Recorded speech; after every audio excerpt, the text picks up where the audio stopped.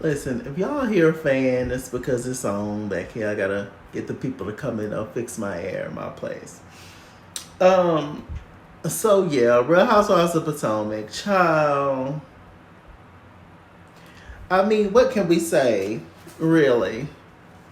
I'm gonna review part two, and then I'm gonna do part three because the video would just simply be too long.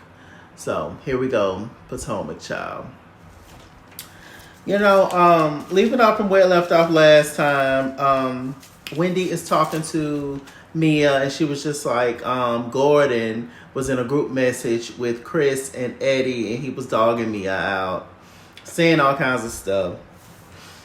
And he also said that Ink, which is Mia's new man, came to the house and tried to take Jeremiah, the son, the youngest son, because he thought that Jeremiah was his. And Wendy was like that. Mia was just like, that's true. And, that's not, he's Gordon's child. I'm just like, that boy looked just like Gordon. But I'm just thinking how problematic this Ink person is going to be. I know Ink is a part of Mia's past. And Ink is, they were high school sweethearts, and we have learned the whole story of Ink and all the things. But I'm just also just like, well, this is interesting to me. I feel like Ink is going run Mia's pockets. I feel like Ink has ulterior motives. He's a big radio personality. He's a personality, period. So he's definitely going to keep their name out there. He's definitely just going to be one to watch. He's going to end up being a bigger star than Mia, for sure. We're definitely going to see Ink all on the screen next season, causing havoc with the husbands, and we're going to see what it gives, y'all. Okay, so let me see.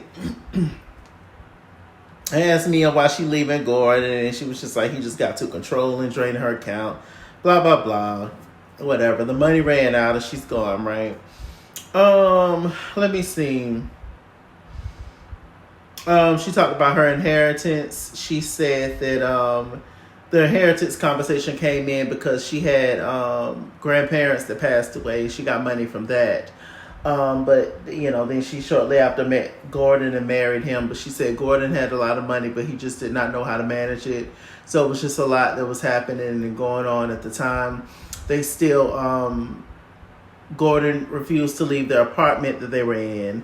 And so while they're working on their divorce, they're still up in the air because Gordon owes them people. But she was just like, she refused to flip the bill. I said, okay. Let me see.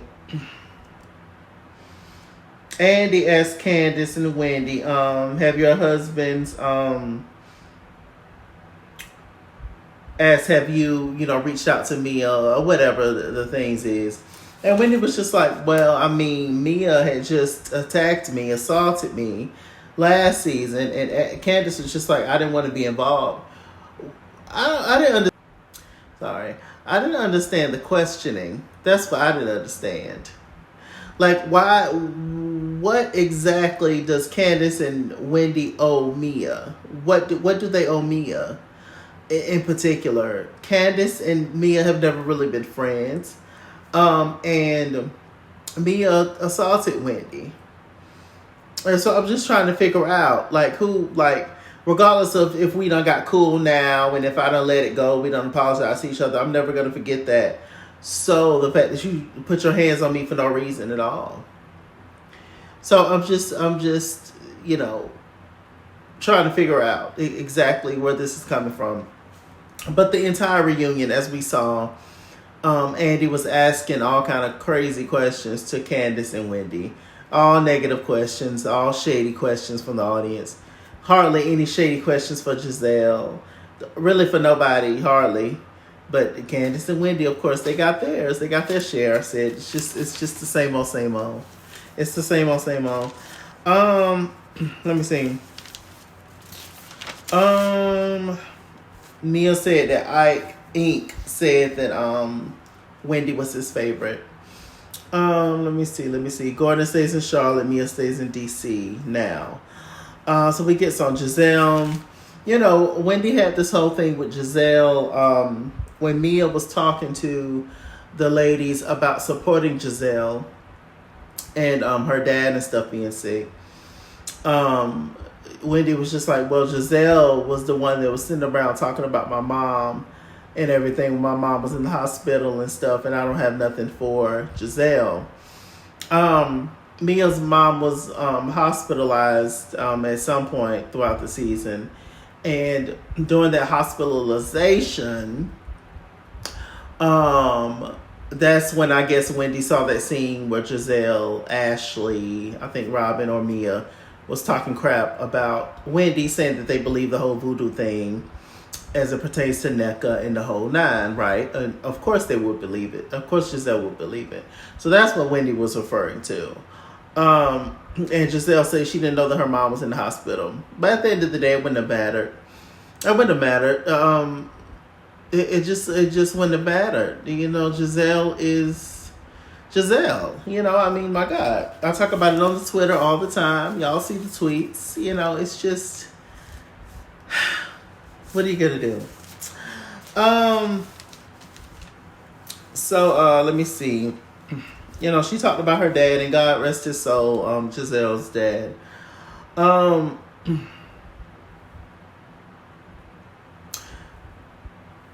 Let me see. Gizelle, well, Andy, he asked Candiace why she was crying.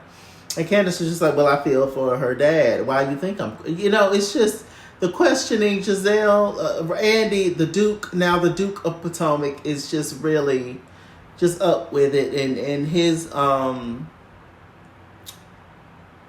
way that he plays into Gizelle, and they bounce off each other and agree with each other on everything, and the way that she's never pressured to talk about certain stuff, and it's just to show your favoritism this boldly, it's just wild.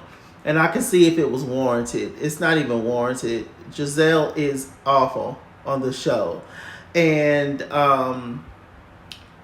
the fact that he just allows her to get away with whatever, it's just it's deplorable. It really, it's hard to watch.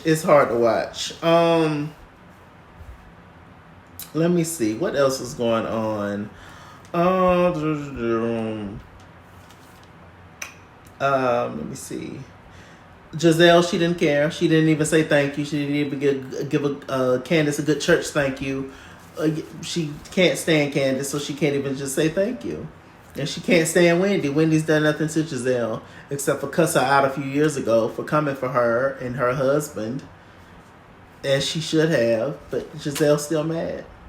Colorism was always going to be a part of the show, because look at what y'all are able to make up with any and everything that's done with anybody else on the show but Candiace and Wendy, who are the darkest members on the show. What are we supposed to think? They're not. It's not like they're bad people. They ain't did nothing no more than anybody else on the show. In fact, they are probably the two least problematic people on the show. Yet still get all the smoke from the cast, and all the rest of the cast are lighter skinned biracial women or lighter skinned black women. Like, what are we supposed to think? We're just supposed to ignore that. Oh, they just don't like them. Okay. Whatever. Okay, so let me see.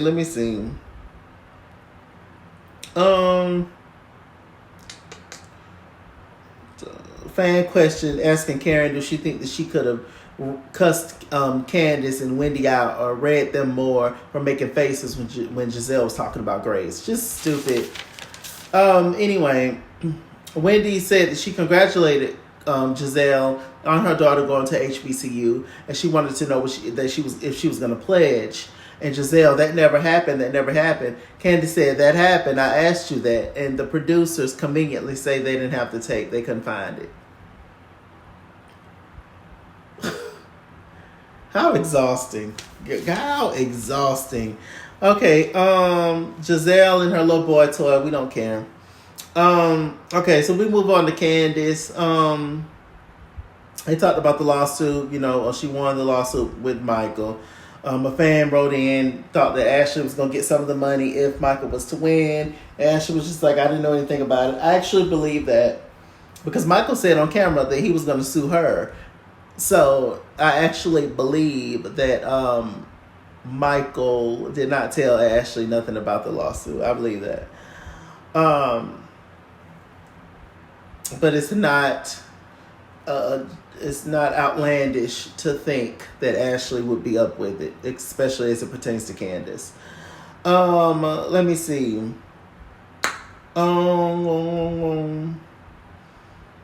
They got on Gizelle, and Gizelle said that nobody has supported Candiace as much as I have. Candiace said her support was strategic, but now she sees that Gizelle only cared about Candiace to get Monique out. She hated Monique more than anybody. And then now it's time to get the rest of them out. You know? That is very true. I'm glad Candiace can see it now. You know, Nneka, Wendy, Candiace, Monique, they have all sat in the spot that you're sitting in now, sis. I doubt if Gizelle is going to change her way of doing things. So they put you in line to be next, sis. But you don't think so. You know, I saw the interview she did with the Shade Room. You know, she said that she don't see colorism on the show and she don't, you know, get it. And okay, Nneka, that's fine. Maybe you are the exception. There's always one. So maybe you are the exception. But we'll see, sis. But when it happens to you, cheers.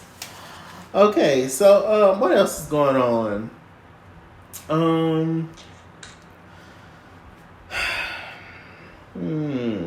Andy, they got on the whole Robyn and Candiace situation.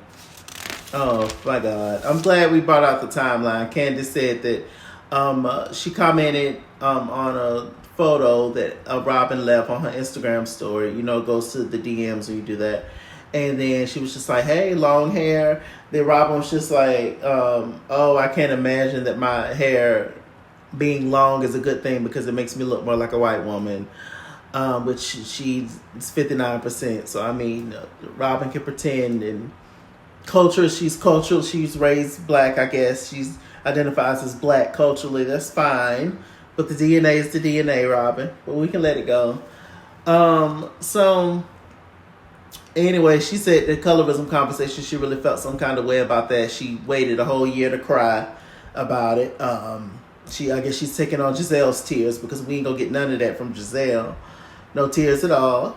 Like I said, as soon as Andy acknowledged that Candiace was crying for Gizelle losing her dad, Gizelle's tears dried up that quick. So hey, let me see. Candiace said that she tweeted what she tweeted because she felt some kind of way because Robyn kept ignoring her text messages. She didn't say nothing to her. She was just over it. She was over it. And she felt offended and she was just like, oh, so now you're going on your Patreon. Now you're going to spill your tea. You could have spilled it on the show, especially when you and your friend Gizelle, your business partner, is heavily in everybody else's relationship. But you can't talk about yours. That was the issue. Robyn found no issue with it. We'll move on. Let me see. Candiace said she grew up in a household where talking about race and color was no issue, so she thought that this platform was cool. Gizelle, I have black friends. I have a black cat in my neighborhood. I drive a black car, you know. All the things. She says that she went to HBCU, so I guess that exempts her from possibly being colorist or any of the things. You know, Karen said there's no other Bravo cast more equipped to talk about colorism. Wendy chimed in. Dr. Wendy said, no, that's very false. Y'all don't have the range to talk about colorism because none of y'all admit that colorism is on the show. So what are we even talking about? It's a waste of time. And at the end of the day, no matter what, all of y'all benefit from colorism. All of y'all. So what's your best bet to do is just to shut up, sit back, and listen. Huh? All right. Let me see. Y'all is really getting me, you know, because, you know, I be all, you know, I put a little nasty little little dusty, little filter moment, with the girls, but the shit ain't working today. So I don't know, y'all just really get Chalaki in his form, his rare form. I really love y'all to not come on with my internet face. No, I pretty much look the same, minus, a couple of little blemishes or whatever. But anyway, it is what it is. I love y'all. Okay. Let me see. Yeah. The husbands came on. Nneka is talking to Ike backstage. Ike really reminds me of Ike Turner a little bit. He's a little aggressive, ain't he? Ike, he's handsome though. Nneka's husband. She talked to him like a dog, and I don't know. I guess it's a great relationship. Nneka, I want you to tell Ike to clean the dirt out of his toenails the next time he come on camera barefooted. Him?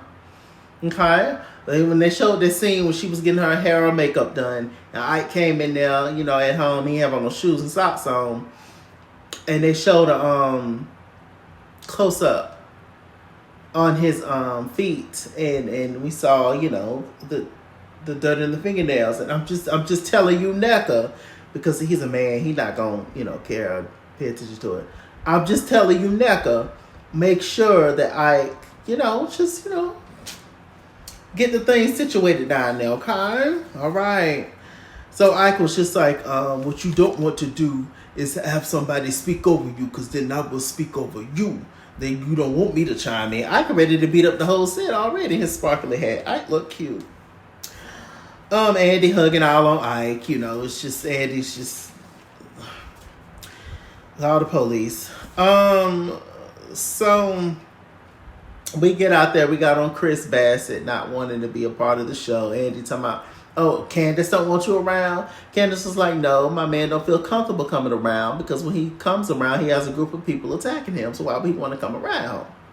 Talked about some random girl said that she had a baby by Chris and whoop to whoop. I didn't even hear that, but apparently it was a thing. I don't know. But the girl, then next week the girl came out and said she lied. She was playing Uno and it was a dare or something. I don't know. And so, then Robyn started asking Chris questions, which they have a thing on these shows. Don't ask my man nothing, blah, blah, blah, blah. But Robyn, who is talking to somebody's husband when can't nobody talk to one because he's never around. And I was just like asking about the questions. Chris shut her down. And Gizelle started to speak with her foolishness, and Chris brought up the double standards. How Candiace has to be responsible over and over and over and over and over and over and over again for what she say, her words, blah, blah, blah. When everybody else can just say whatever. And they may or may not apologize, probably not. And then it's brushed over. Y'all are foolish. This cast is foolish to not think the double standards. But why would they... it rules in their favor, so why would they call it out? Everybody likes special privileges over others. People want to benefit when they can, where they can. So why call it out? Hell, he treat me good. He ain't treat me like he treat you. Hell, I ain't gonna call it out and mess up my chance. You want me to be treated like how he treat you? How they treat you? No, I ain't gonna say nothing. That's what it is on the show. Part 3 is coming up next. Y'all stay tuned. MrChalaki on Google+. Follow me at @IsKings on Instagram and Twitter, at @IsKings89 on Snapchat, Chess King on Facebook, MrChalaki on Cash App and PayPal, and as always, run me my money or run me my fade. Run me my money the way I get paid. Stay black, stay tuned, and I'll see you guys later. Bye.